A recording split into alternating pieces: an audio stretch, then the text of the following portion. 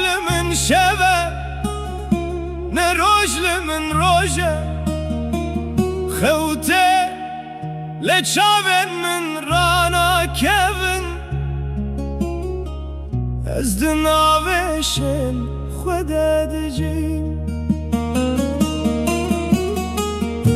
Di vê ciyanê de ez winda bûm, ne malmaye ne dengê germ, tenê bîranî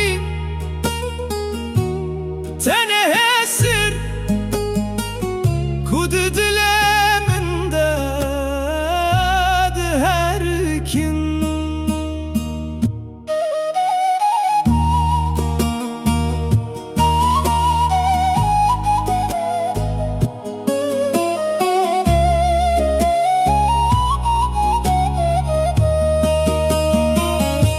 Birindarım,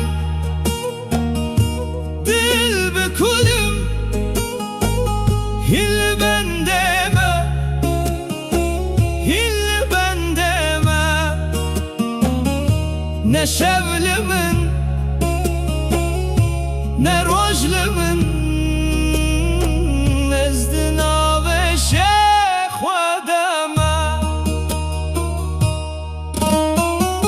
Xeyalimin li ber çavên min di herîkin, wek çîrokên welatê min ê dûr. Navê wî welatî di zimanê min de ye, lêreya vegerê hat girtin. Min gazî kir kesî ber sivne da, ez geriyam kesî min nedît.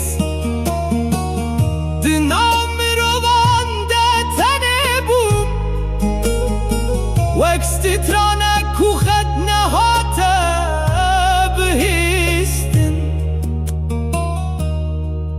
Gelo çawa derkevim ji vî halî, gelo kengî